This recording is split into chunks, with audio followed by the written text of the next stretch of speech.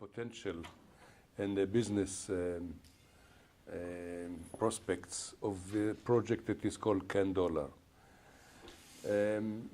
We know that there is a need for cryptocurrency. We know that because people have invested so much money over the years, and the price of the main coin, Bitcoin, went very, very much up and then went very, very much down. But that doesn't have to say anything about the fact that it is indication that this is needed. Why is it needed? And what is the difference between this product, CanDollar, and the other products in the market, similar? Why is it needed? People don't like regulation, particularly in recent years, that the crackdown of government on what we call money laundering, and the bureaucratic requirements about anything you do with the banking. If you come today to a bank with cash, most likely they wouldn't accept it. So there is a need. That's for a fact, there is a need. Secondly, in addition to bureaucracy and in addition to regulation, that it is very cumbersome and limiting and restrictive, also there is the cost of transferring money, the cost of keeping an account in the banking system is a serious one, whereas the cost with cryptocurrencies is very, very small, very minor. And the third thing, that it is efficient, convenient, and so there is a need, and there are good reasons why people do it. But most people who are not really moved by the will to use this type of keeping their money, like normal people, they need to be able to use the money in everyday life. That is the wallet idea, that you have money, but you have also a wallet that you can use it. But what's the difference between CanDollar and the others? The difference is that it is based on a tangible product that is deposited in a very reliable place. It's called Royal Mint. And for every CanDollar that is purchased, there will be a unit of silver in the Royal Mint. So people don't feel that they are dependent on some kind of mining based on algorithming that a Japanese guy invented. And some say that it is also very harmful to the environment because it needs too much energy. No, this is a quite simple business model. You buy CanDollar, you have equivalent deposited tangibly in the Royal Mint, which is a reliable and secure place for keeping your investment. And secondly, the wallet could be used for small payments as well as big payments. It's not like some of the establishments that have been developed, like diamond dealers are working on developing a certain system, but it is among themselves, not for the general public. Here, every person can use and get benefit from this. And what is important is that we, in this model, we have two major measures that we rely on. One is the custodian of the silver, which is Royal Mint, and the custodian of the cryptocurrency that is called $10 is Bitco. So these two institutions of high level of reliability ensure that this is something that would attract consumers, users, and therefore it is a good potential for investors who want to join the wagon of $10 to be part of this interesting and promising and with good potential. I believe in this project. I think it is a good one. And I offer you this idea for you to consider favorably. Thank you.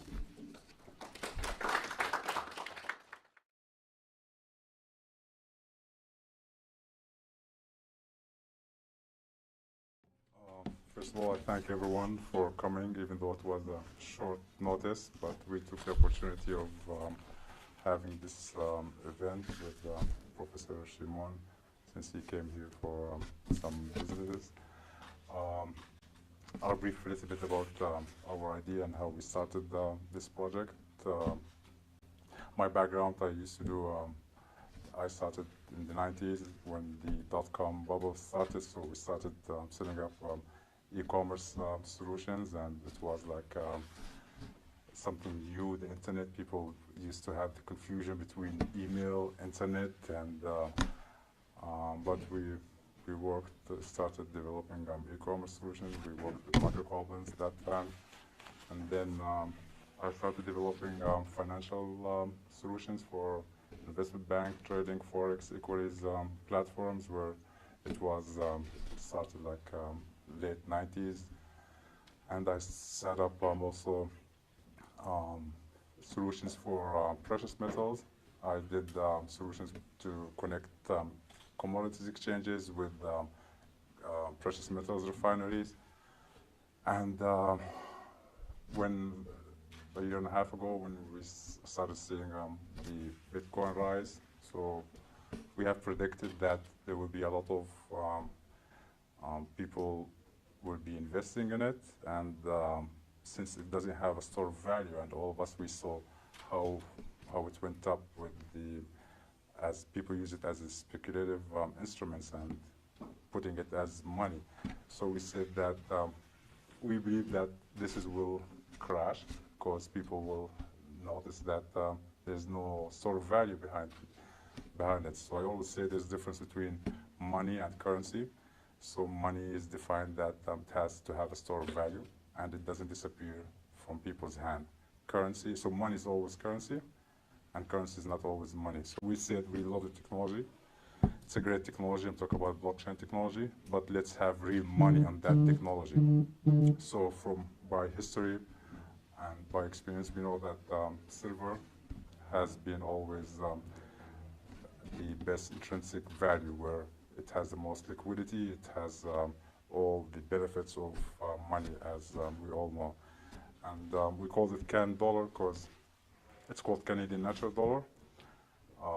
The first dollar in Canada, it was introduced, was 1 ounce of silver, same as we are promoting right now. Also in the US, the founding fathers, where they have introduced the meaning of dollar, it was 1 ounce of silver, and then they started promoting the fiat currency. So now we're introducing back the 1 ounce of silver as money in the great technology that we have. So we have worked hard.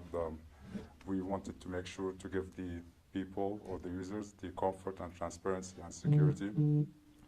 So we had our two main pillars that we're using. We're having the physical being stored and with the Royal Canadian Mint, which is owned by the Government of Canada, and having our tokens at the custody of BitGo, whom are one of the biggest players in the industry. CAN dollar is very simple. It's as Professor said, each token represents 1 pure ounce of silver out of the Royal Canadian Mint, where they have the highest quality worldwide in terms of their precious metals. So this coin actually is the most sellable silver coin worldwide, and it has the most purity. Dollar can be either from the Royal Canadian Mint or the US Mint. Both of them has the same standards. So we're saying why CAN dollar unique, because it's only 1-to-1. It's not a security. It's not a derivative. It's not a future contract. It's, you know, the minute you buy the token, you will be having 1 ounce of silver stored at the Royal Canadian Mint. We'll say that you know, with silver, it's the most accepted precious metals or a token or money, let's say. So if you look at Bitcoin, you see Bitcoin is accepted in the US and Europe, but it's not accepted in, for example, in Russia or somewhere. So each currency that we have, you will see it that it's accepted somewhere and somewhere not. For CAN dollar, all humans, you know, have or know the value of silver, and it's always there. They can sell it. The liquidity gives the best market value for silver. Why CAN dollar? It's convenience. It's simple. It always has the preservation of value. Where, you know, we have the custodian with the Royal Canadian Mint, and accessibility. You can redeem it like in 48 hours. You can redeem it, so the token will be burned. You can get the physical silver. And cost efficiency, its transaction fees are very little. We're very competitive with all other coins. Transparency, where, you know, we have the custodian with the Royal Canadian Mint, and accessibility. You can redeem it like in 48 hours. You can redeem it, so the token will be burned. You can get the physical silver. And cost efficiency, its transaction fees are very little. We're very competitive with all other coins. When we're having it with BitGo as our main custodian, and here's our team. We have a very good team experience. We're looking at this for long-term projects, so we're taking a lot of work into making sure that we're at the right track. Also with BitGo, they have around 110 currencies that they have on their platform. They split it into two categories. One of them is for stable coins, and the other one is for the other currencies. And they will have us as their top 5 or top 6 stable coin. So CAN dollar being with BitGo on their stable coins category will give us a big exposure to other exchanges. As we know, BitGo, they're becoming the main hub for exchanges. So, you know, like we believe millions of users, they will see CAN dollar on their platform. I want to thank Alex Mashinsky. He's my mentor to have CAN dollar with his great project.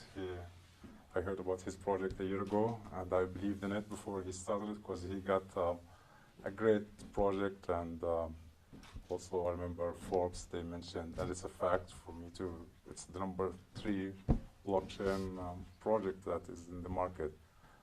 And he has a goal to reach the 100 million. And Not dollars. yes, 100 million users, I know. But that's $5 billion. So, yes, so 100 million users. He has a great project where it's the first time he made a platform that allows people to deposit their cryptocurrency and start getting interest, and also they can lend against their cryptocurrency, and that's not something easy to do. He made a great job to do it, and we'll be having the honor to have our talk in his platform.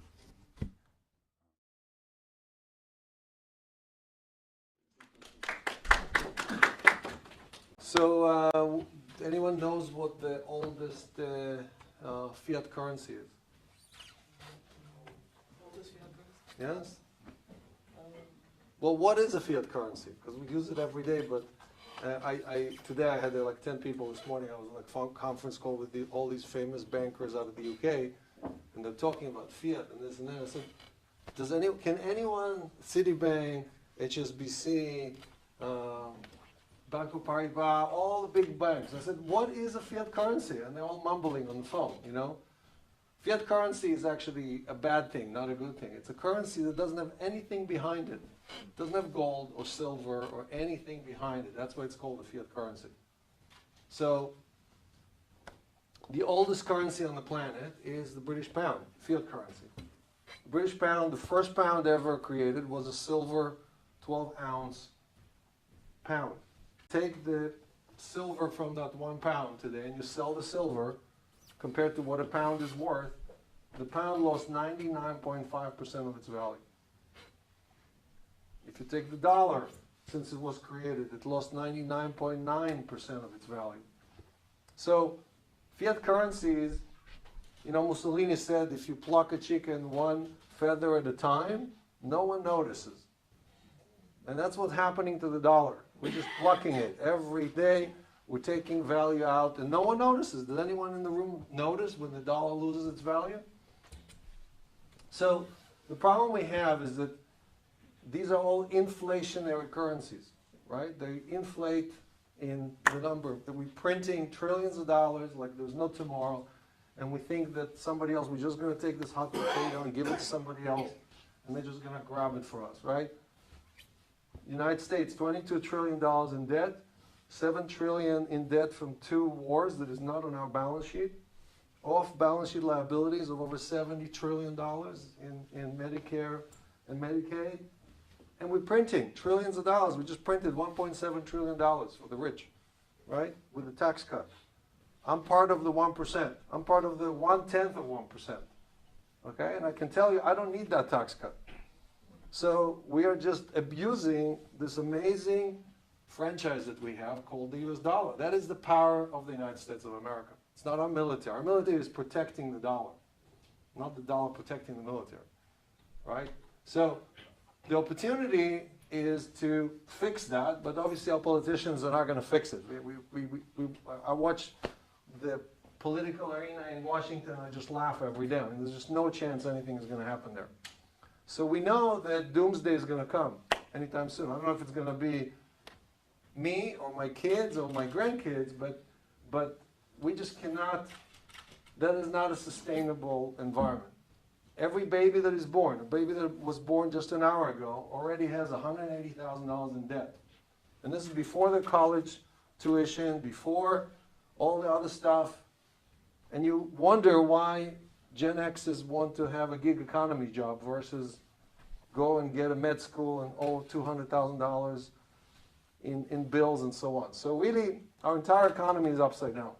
Okay, our entire infrastructure is upside down. And that's just not sustainable. The only thing that's sustainable are things that are not correlated to the US dollar, not correlated to the euro, not correlated to the Japanese yen or to the yuan or any of these fiat currencies. And there's very, very few things like it, right? There's basically gold, silver, and maybe Bitcoin.